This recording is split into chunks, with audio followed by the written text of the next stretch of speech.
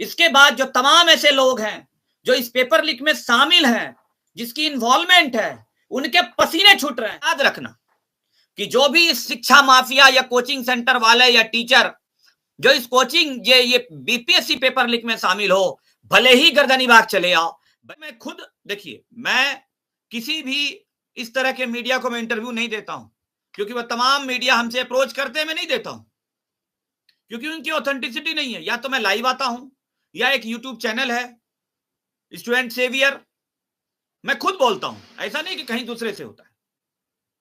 तो इस यूट्यूब के डिस्क्रिप्शन में जो है एक नया चैनल है, मेरे नाम से ये एडवोकेट अभिजीत आनंद, अब मैं उसी पे लाइव आऊंगा, आप उसको सब्सक्राइब कर लीजिए। एक तरफ जो सीसीटीवी फुटेज है वह अगर डिलीट होता है तो इन पर गाज गिरेगा, बीपीएससी पर और बिहार सरकार के बड़े बड़े अधिकारी पर, including the chief secretary of the Bihar, including the Patna DM, including the DGP Bihar, इन पर गाज गिरेगा, क्योंकि मैं किसी को नहीं छोड़ने वाला हूं, चाहे कितने बड़े अधिकारी रहो, पदाधिकारी रहो, कुछ भी रहो, मैं किसी को नहीं बकसने वाला इस मैटर में, किसी को नहीं, जीरो टॉलरेंस। और मेरे रुख को सब लोग जान चुका है कि एक ऑर्डर होता है 21 जनवरी को, और उस ऑर्डर को भी सुप्रीम कोर्ट में चैलेंज कर देते हैं। 14 को फिर डेट होगा, तो मैं तो बार बार कहा कि मैं बार बार सुप्रीम कोर्ट जाऊंगा जब तक मुझे न्याय नहीं मिलेगा, मुझे मतलब आप बच्चों को। मैं आपको कह रहा हूं कि ये जो 7 तारीख का जो सुप्रीम कोर्ट का जो ऑब्जर्वेशन हुआ और चीफ जस्टिस के कोर्ट में था, चीफ जस्टिस ऑफ इंडिया के कोर्ट में, अब सबको यही लग रहा है कि 14 बच्चों ने जो केस फाइल किया, उसके बाद 28 और लोग बच्चों ने जो केस फाइल किया वो सिंगल बेंच में लगा, जस्टिस चंदेल के कोर्ट में लगा, और ये अभिजीत आनंद के द्वारा जो है, मेरे द्वारा जो जनहित याचिका फाइल हुआ 5.5 लाख बच्चों को रिप्रेजेंट जो कर रहा हूं, वो तुरंत सुप्रीम कोर्ट में भी चीफ जस्टिस के कोर्ट में लगा, हाई कोर्ट में भी एक्टिंग चीफ जस्टिस के कोर्ट में लगा, और पुनः फिर जो है 21 जनवरी के ऑर्डर को सुप्रीम कोर्ट में चैलेंज किया तो फिर से सुप्रीम कोर्ट में लग गया।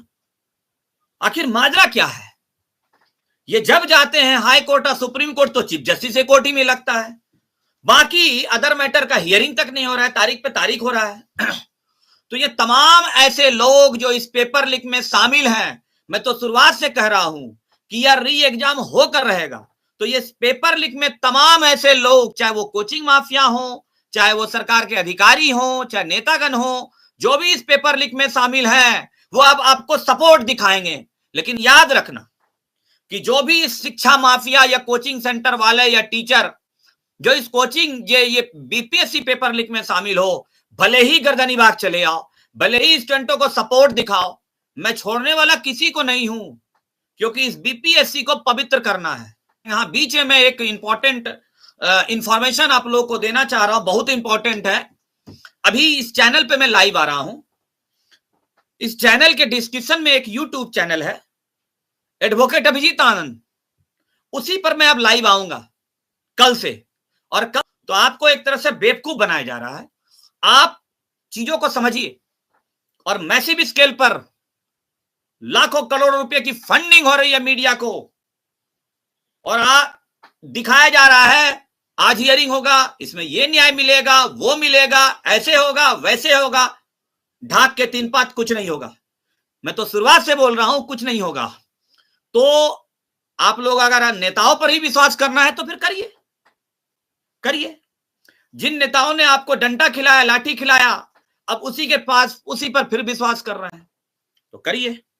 जब आप सत्य देखिए, सत्य ढका हुआ है, लेकिन सत्य का पर्दा हटेगा, और पर्दे के पीछे दूसरा खेल चल रहा है।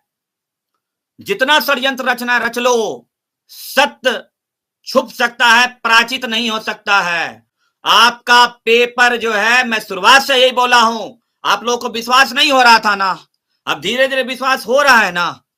आपका री एग्जाम होगा, इंटायर का इंटायर पेपर कैंसिल होगा, और सिर्फ मेरा मुद्दा सिर्फ पेपर कैंसिल और री एग्जाम तक नहीं है। इन तमाम अधिकारी, पदाधिकारी, नेतागण जो इस पेपर लीक में शामिल हैं, सीट बेचने में शामिल हैं, उनको सजा होना, और ऐसी सजा होगी ना, उसकी पीढ़ियां याद रखेगी, पीढ़ियां याद रखना। पिटीशन फाइल होगा और टोटल का टोटल केस दिल्ली ट्रांसफर होगा, rows Avenue court, CBI court, सारा प्लानिंग जो है तैयार है। ये चिंता मत करना कि बिहार में होगा, मैनेज कर लेंगे।